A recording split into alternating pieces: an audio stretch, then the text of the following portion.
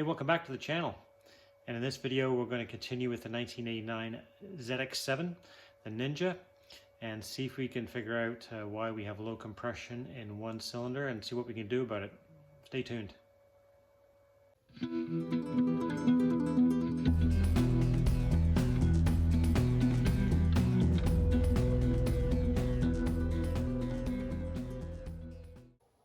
So as you may recall from the last video, we ran the bike a number of times, and after the initial startup, where there was a little bit of blue smoke, not much, it was just running great.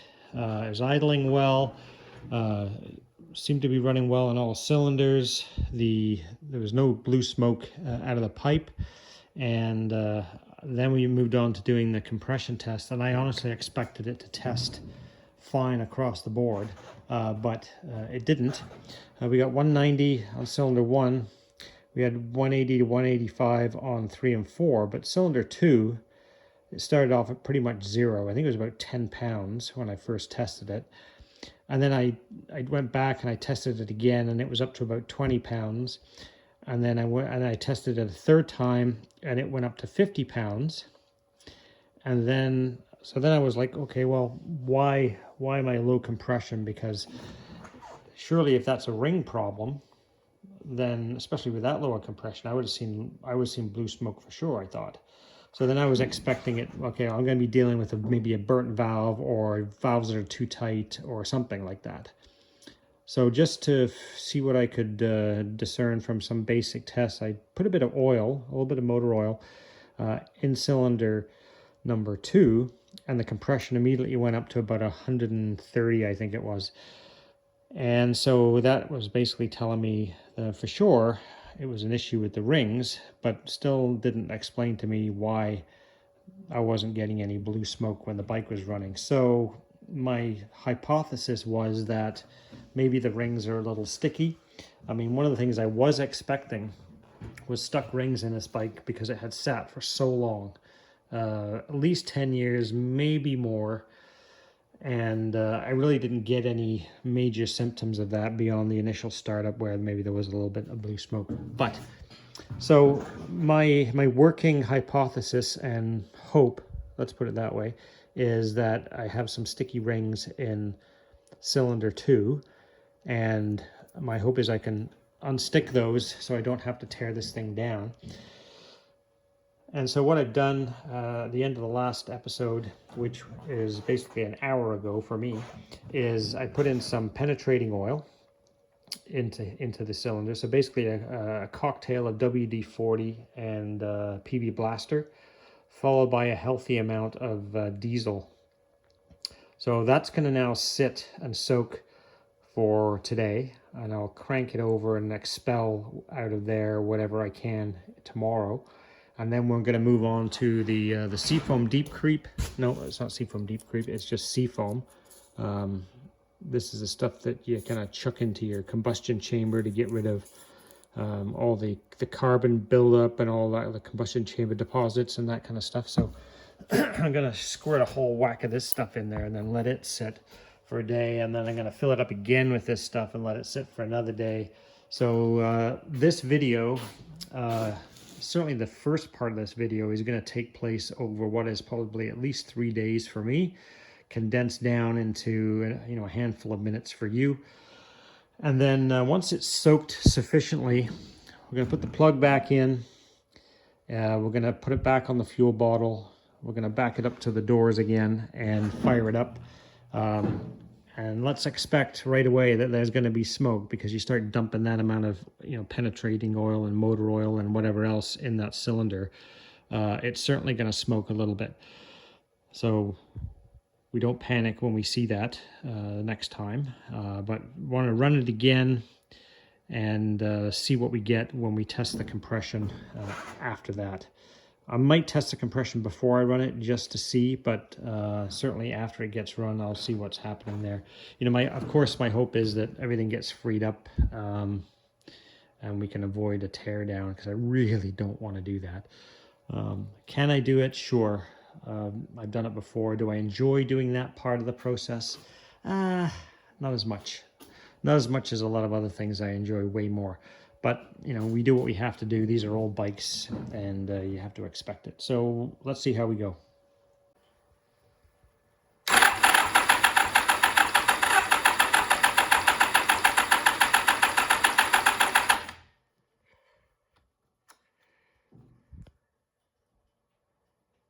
Well, that's a whole lot more pressure than was there originally. I think probably still quite a bit of fluids in there that I was using to free up the ring. So I think the only real good test is to probably start it, run it, burn everything off, and then test compression again. Just to be clear, when I did that compression test, and it got up to like 230 something, 240, all of the fluid that I could get out of here, I did jettison that through this plug hole before I did that test, because I didn't want any sort of hydraulic locking going on. So I just threw some shop towel over it, and I kept cranking it until it was coming out clean, basically no more stuff spraying out of the cylinder. And then I redid the test. So here's something else I'll show you that needs to be rectified. This rat's nest of connectors here comes from the ignition switch, and yeah, at some point there was probably 2 connector blocks there, I think, as far as I can tell. One 6-pin connector block, and then a single wire connector block, so which has been replaced by this rat's nest. As I was looking at this, one of the wires actually broke off here, this one right there, so I had to put a new temporary connector on it. That's the one that goes to the engine kill switch. So yeah, that's all got to get sorted out. That's a mess. Yeah, there's a lot of dodgy wiring that's taken place, so that whole wiring harness is going to have to be carefully gone through. Okay, so the next step is I'm going to put the booster back on it, crank it over, make sure that there's no sea foam or anything left in here. I put my little fluid extractor on there and sucked out whatever I could. There wasn't really much left in there. It kind of all soaked past the rings, I guess, overnight. So yeah, we'll crank it over, put the plug back in, and put some fuel to it and see what happens. Alright, we've got to run it for a little bit. Choke doesn't want to stay on, but I just want to make sure I can just burn off any of that penetrating oil.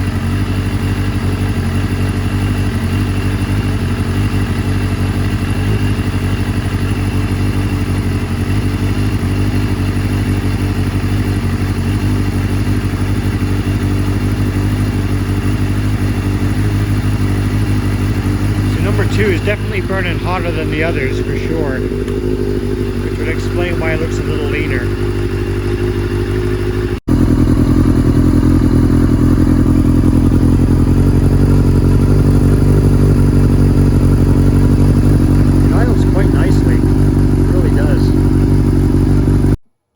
So a moment of truth.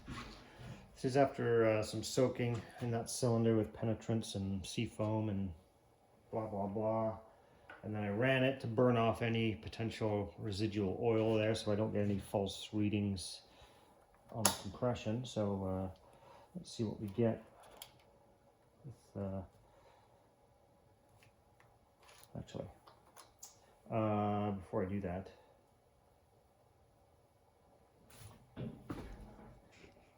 I don't want it to start up. I better pull the other plugs. All right, so I just put some spare plugs in there, and then let's see what we get. Throttle open.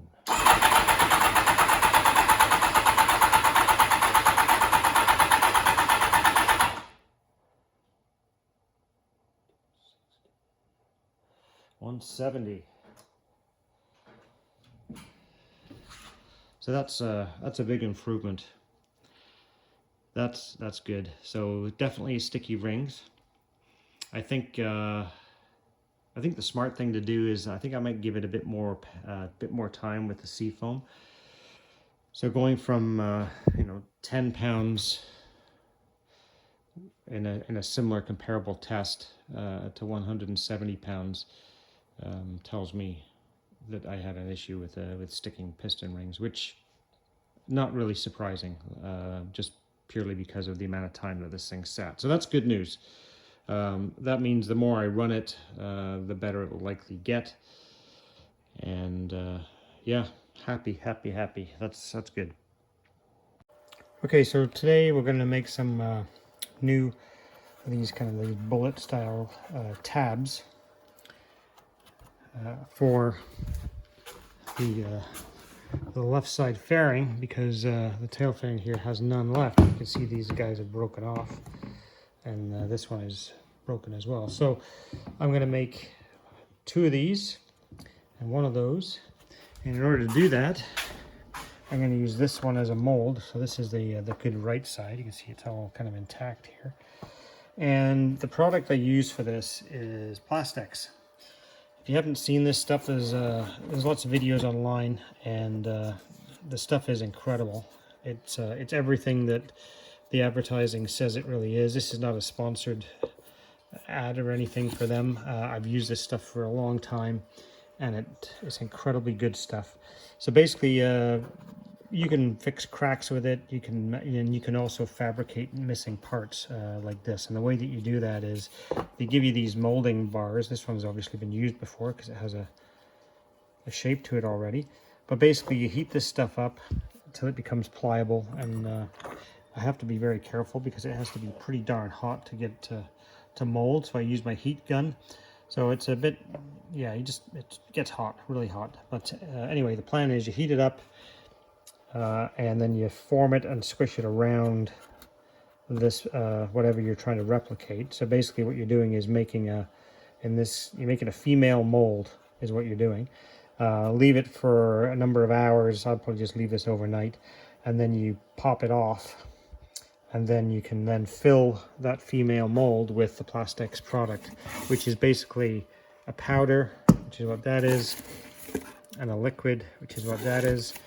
And then, a day later, when it's hardened, you can extract it from the mold, and you have a perfect replica of the part that you need to kind of reattach. So it's a great product for that. So without further ado and any more rambling, let's get to it.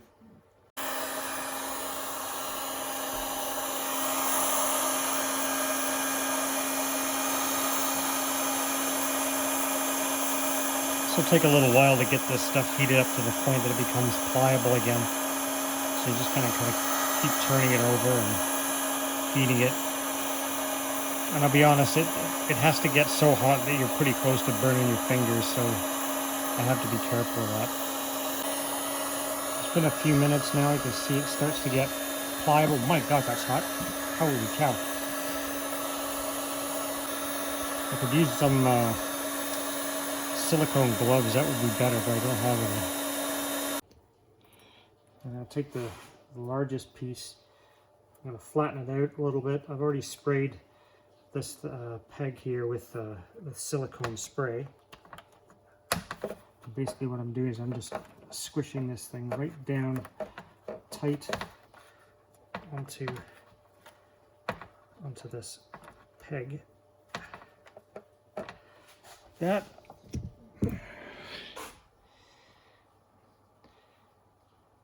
is now done, and I'll move ahead and do the next one.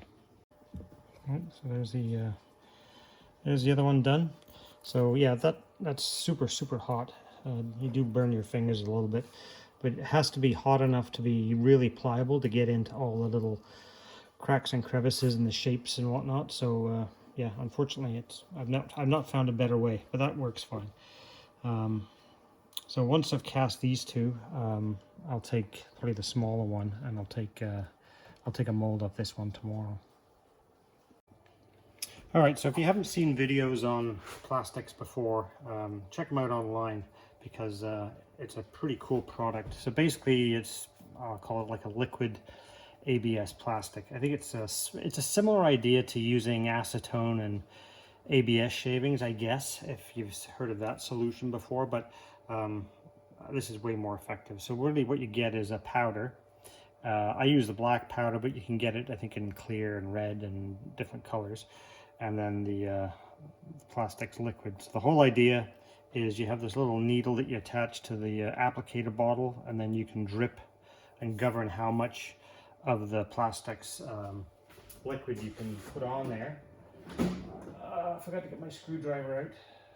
All right, we'll use this one. So maybe it's too small. Stand by. All right, here we go.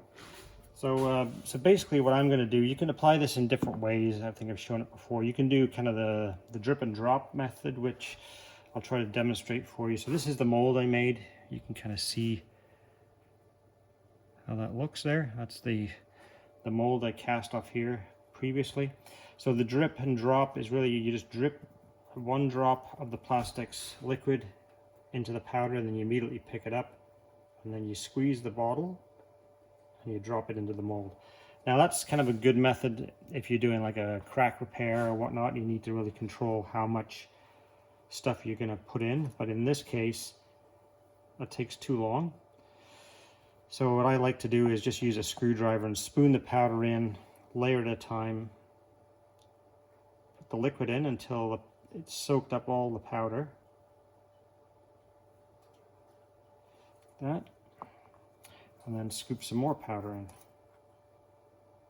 I do that until my mold is full.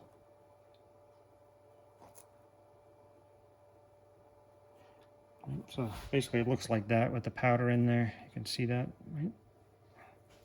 And then basically I'm just dripping this liquid in here, making sure I kind of use the needle to kind of penetrate down into the powder so it gets, I know it's kind of gotten everywhere, flows into all the crevices.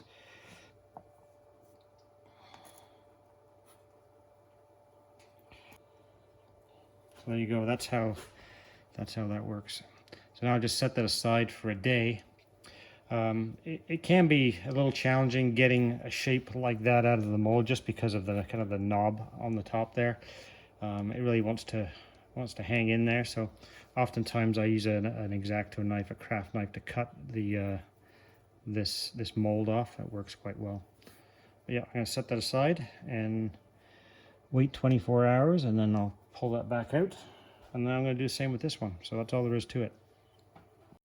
So my humble opinion is, if you're into restoring motorcycles and you do your own bodywork repairs and all that kind of stuff, this is a product that I could not do without. I mean, the number of times that you have to repair missing lugs and tabs and all of that kind of stuff, too numerous to count, and there aren't a lot of really good solutions out there, certainly in my view anyway, not as good as this. I did find a place once that sold these lugs and nubs that you could, I guess you could epoxy them on. The nice thing about plastics is once you have it cast, you can use the plastics product to actually glue it to the ABS, and it is as strong as original, and sometimes a little stronger depending how you attach it, but that's certainly been my experience. I love this stuff. Right, so there they are, extracted from the mold. So little rough cast at this point, but by and large pretty darn good. So basically now all I got to do is I take my little Dremel tool and just take all the casting edges off, like all around the base here, and any rough spots that need to be cleaned up. But yeah, that'll work great. Okay, I've basically taken my little grinding wheel, cutting wheel on my Dremel, and I've cut off the remainder of the broken tabs that were here. I've been careful to leave this kind of like these 3 lines here on each one. It's kind of gives you a pretty good indication of where these things are supposed to go. And then I'll be able to So that'll go somewhere like that. Of course, because I took them off the right side and these are going on the left side, it'll be a little bit different as far as the orientation goes. So the three tabs are going to be on the back side and not the front side. So you kind of have to remember that. This one doesn't really matter too much because it's a fairly square and level piece on this one. So that one will line up right there like that. Pretty simple. And I'm just going to take a few measurements off the other tab and fairing just to make sure I've got it exactly where it needs to be. All right, here we go. I've got these things placed where I want them.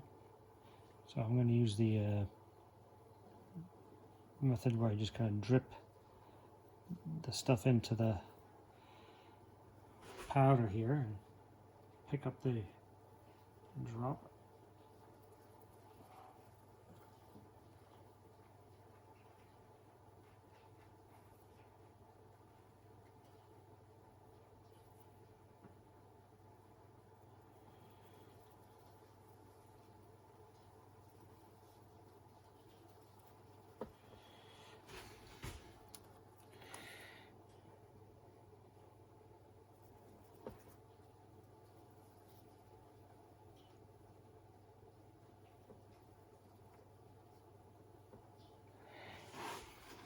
This one seems to be a little easier to get it to flow underneath, but I missed my blob there.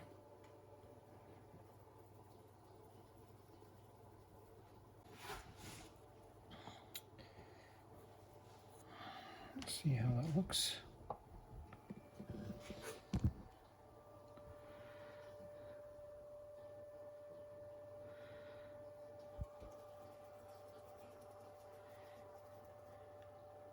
And then it's pretty easy to grind off any of the excess kind of flooded areas with the Dremel tool after.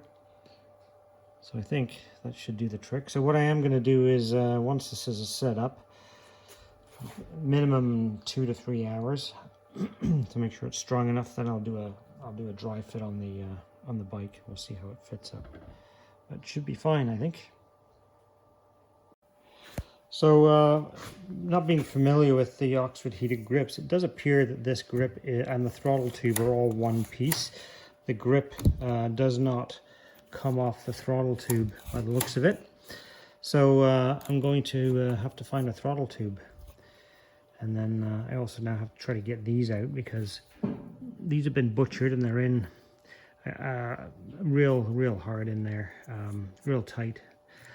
Notice the throttle tube is throttle cable. The pull cable is snapped off. That's snapped off. So I'll need new throttle cables, which I should probably buy anyway. But this is how you get nickel and dime to death on the restorations of these old bikes. It all adds up. All right, so here's the repaired panel. I do have to add a little bit more product to this just to build it up square again. But yeah, you can see that all those lugs are now nicely attached. I'm gonna pick it up by the attaching lug, and now I think I'm gonna go see if it'll fit. See if it lines up.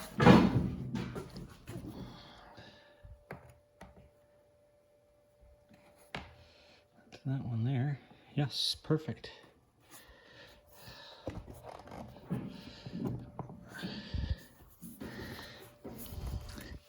That one lines up perfectly. And does this one?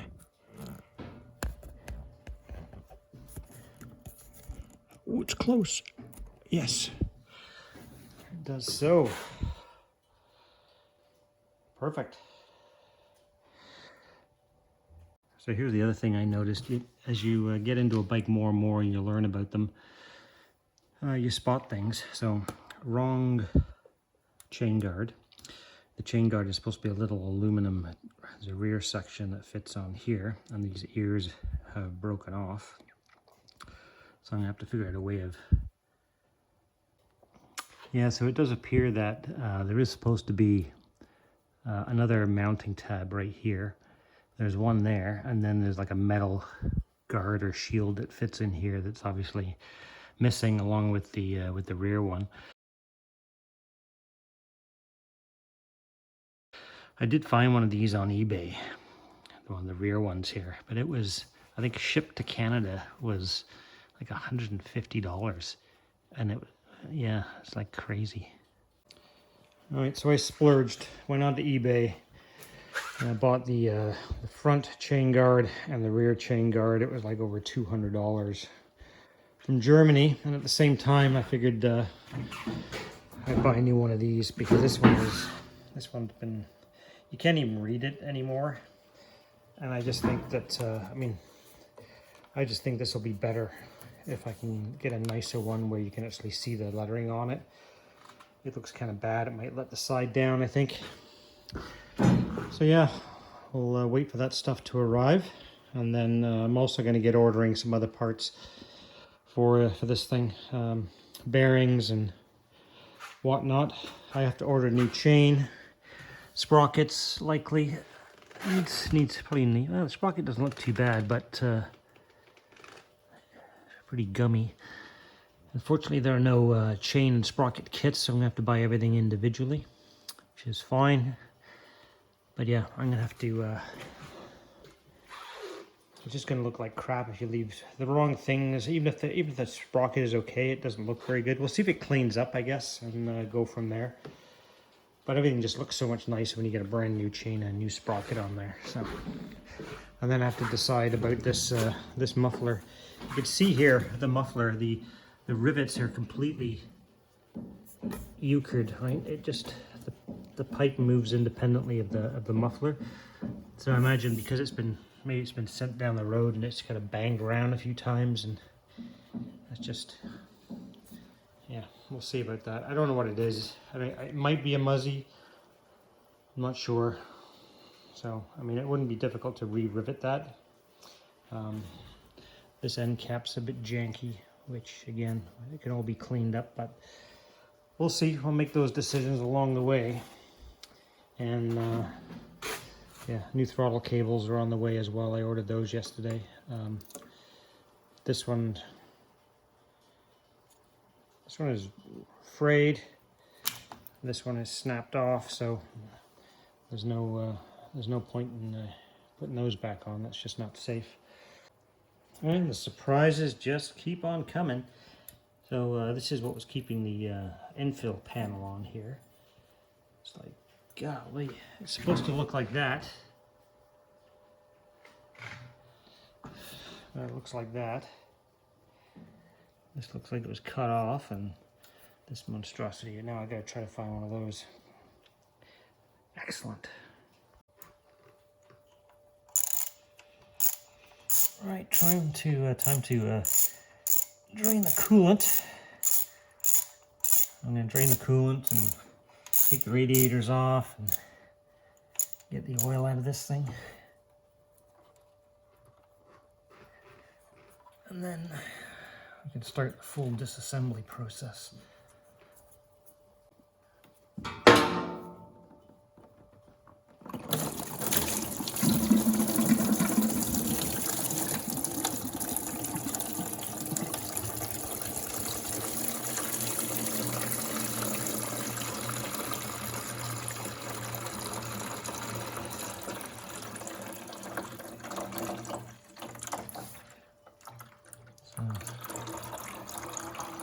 Good looking antifreeze.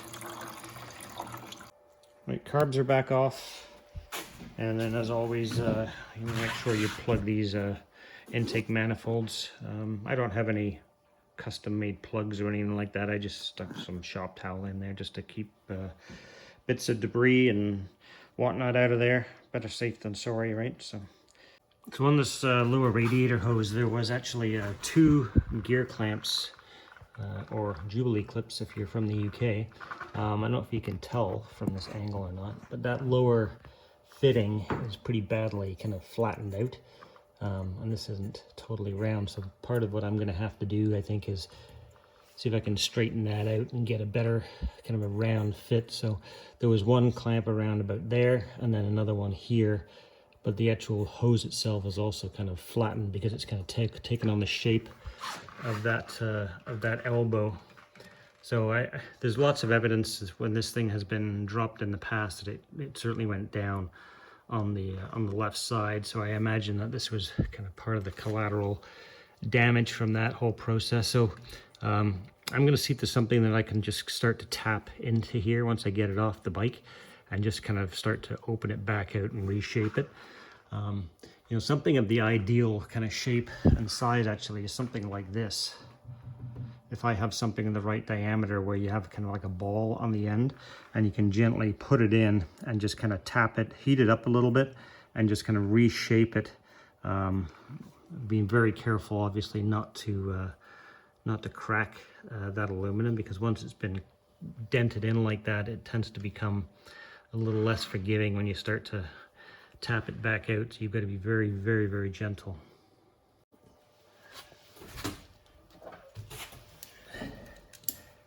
So in order to get the radiator off here, I have to get the horn off, because I can't tilt the radiator forward enough to lift it out of its bottom mount without taking the horn off.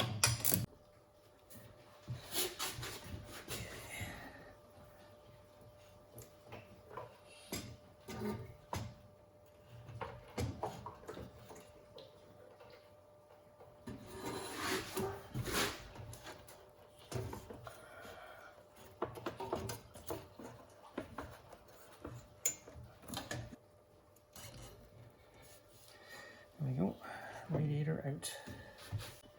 All right, so now that I've got better access to the exhaust system here, I'm gonna use my favorite penetrating oil. This is a PB Blaster. It's awesome stuff.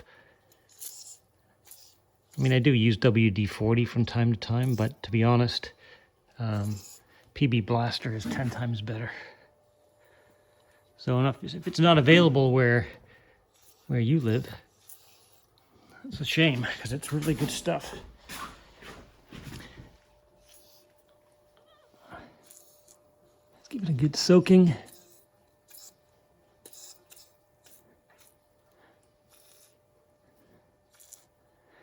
That'll do it.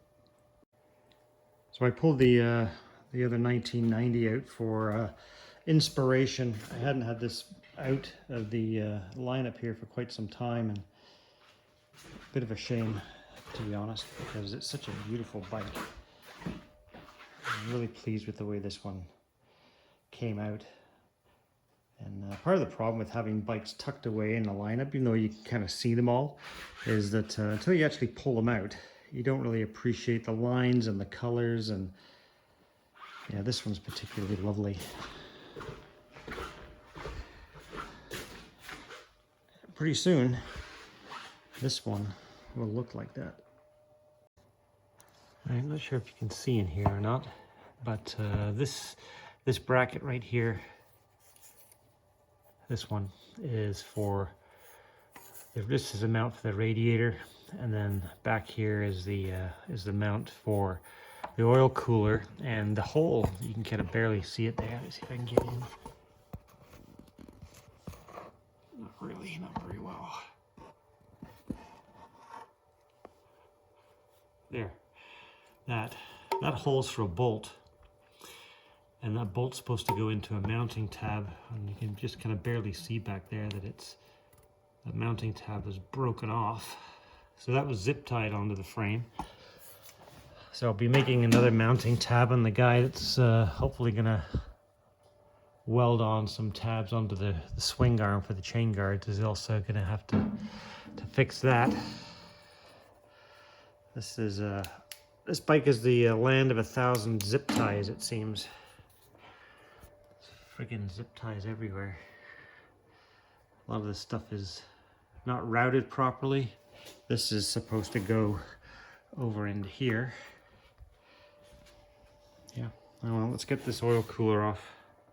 So yeah, start with a clean oil pan.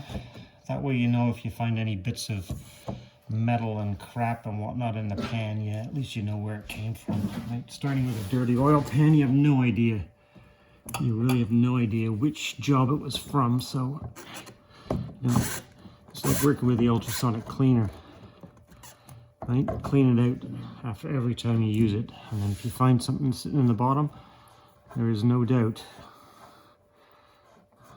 where it came from. Holy cow. I get the longest thread on that.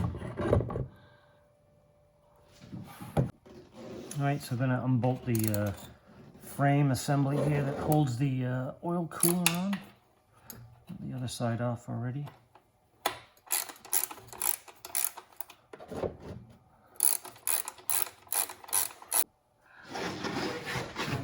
So you can get the last of these exhaust manifold nuts off here, the studs. These have been soaking on and off for quite a while with penetrating oils. One or two of them, they have the whole studs coming out, but I can live with that.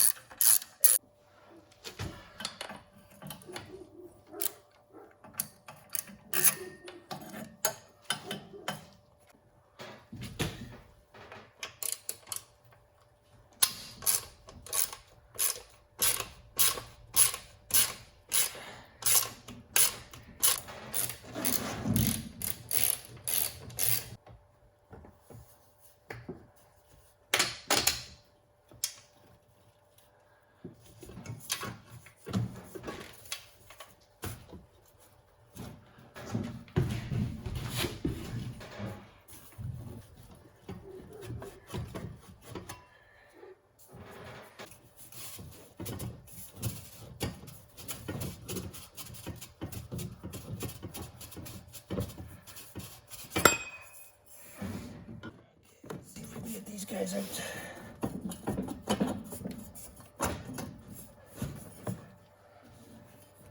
You have to move this. It wants to drip.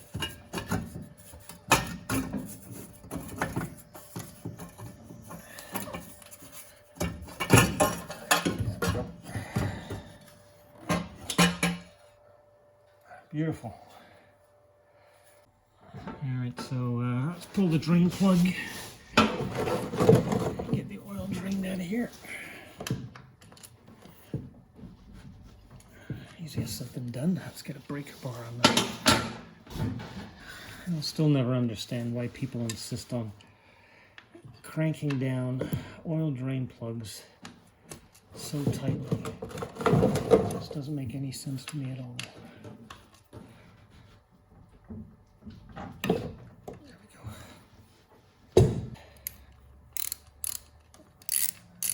I don't get it. I really don't understand.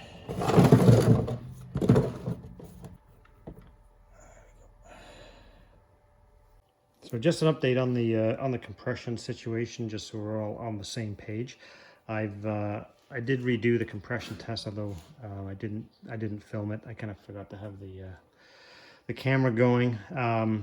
But basically, we have now all 4 cylinders that are between 180 and 190 psi, so that's good. What I've also done, and I've just done it again, I've taken all the plugs out again, and I've put seafoam in all the cylinders, because my logic was, or is, that if I was getting a sticky ring on number 2 from the bike sitting, although that's kind of freed up now with all the stuff that I've put in there, I thought it might be wise just to make sure that we take some preventative measures on the other 3, since it did sit for so long.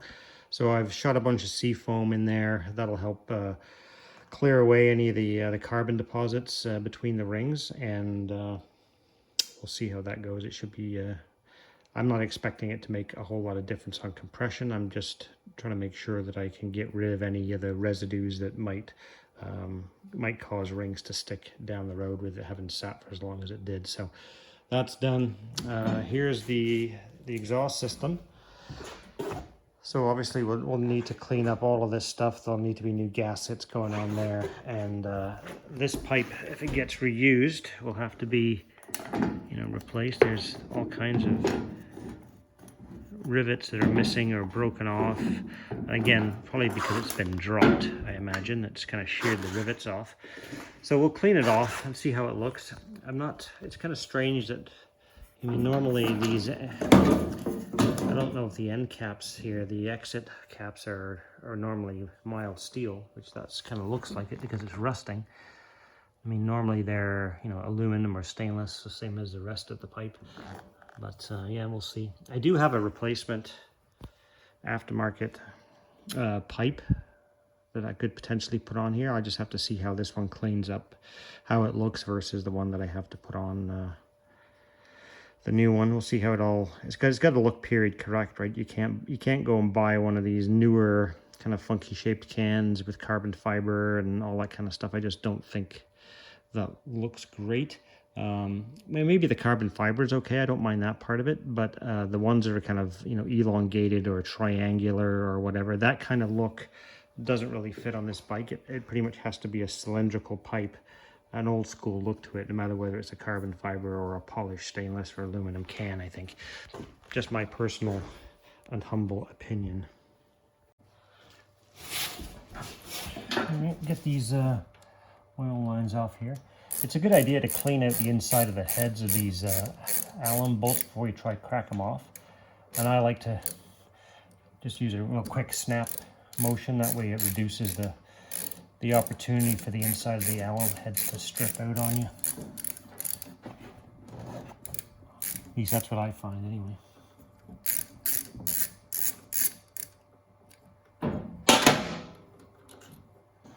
Alright, let's shuffle this guy out of here. There we go. I'm making a mess again. Well, I think that's going to wrap it up for this video, folks. And next time, I think I'm going to try as hard as I can to get the majority of the ZX7 stripped. We'll see how far I can get in the next video. Anyway, thanks for watching. Please like, share, and subscribe if you haven't done so already. It does help my channel grow. And we'll see you next time. Thanks for watching.